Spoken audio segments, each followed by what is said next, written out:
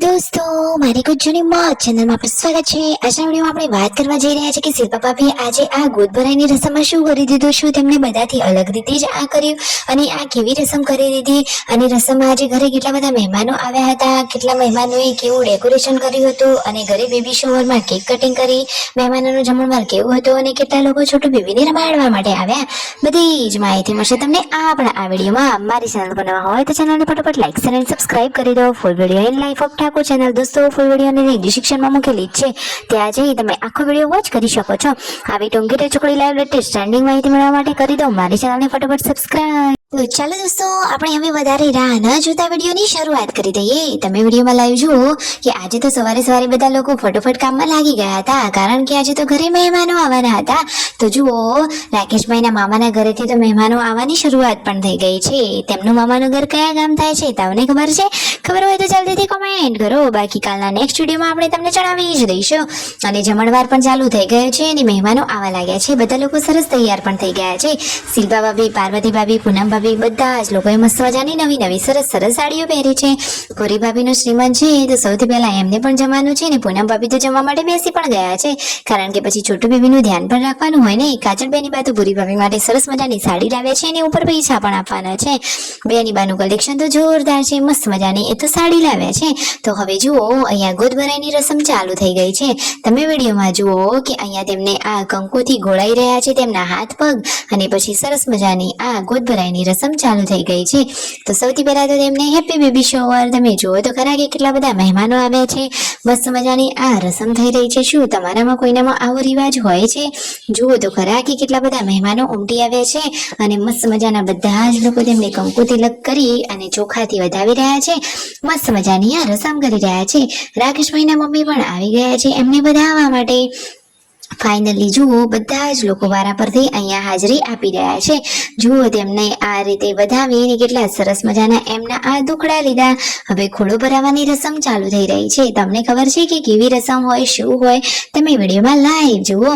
શું તમારે દોસ્તો આવી કોઈ રસમ હોય છે કે કોઈક અલગ રસમ હોય છે? જાણો તમે આ વિડીયોમાં જોઈને। તો જુઓ આ રીતે સાડીનો મોટો પાલવ હોય એમાં ખોળો ભરવાનો હોય છે। સાસુમાં હોય એ આ બધા જ ઘઉંના દાણા આ તેમના વહુ રાણીના ખોળામાં લેવડાવશે અને પછી મસ્ત મજાની વિધિ પ્રમાણેની રસમ થશે।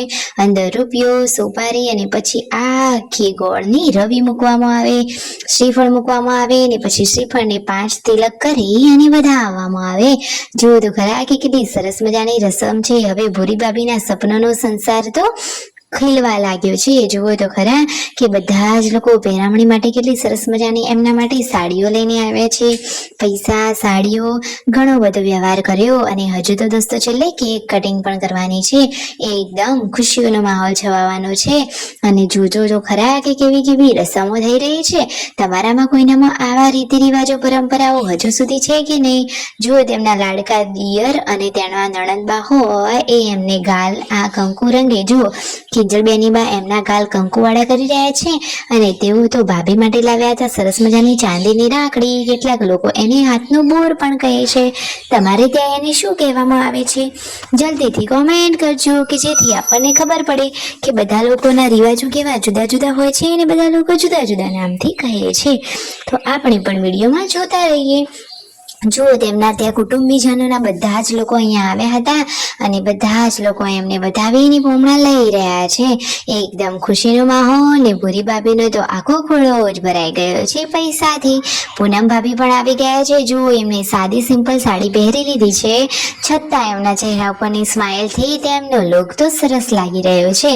સાચી વાત ને દોસ્તો? વાત સાચી લાગી કે નહીં? જુઓ તો ખરા કે પછી પાર્વતી ભાભી પણ આવી ગયા છે ને પછી કાજલ બેની બા પણ તેમને અહીંયા તિલક કરવા માટે આવી પહોંચ્યા છે। જુઓ બેની બા સાદા સિમ્પલ જ તૈયાર થયા છે, છતાં કેટલા સરસ લાગી રહ્યા છે અને બેની બા હંમેશા આમ જ ખુશ રહે એવી જ આપણી ભગવાનની પ્રાર્થના। અને શિલ્પા ભાભી તો જુઓ કહે છે કે મને તો ઓવાળા લેતા એટલા આવડતા નથી, છતાં એ તો શીખી રહ્યા છે। હંમેશા એ તો હસતા જ સારા લાગે છે। પછી કેક કટિંગ કરી તો કરો like, share and subscribe my channel.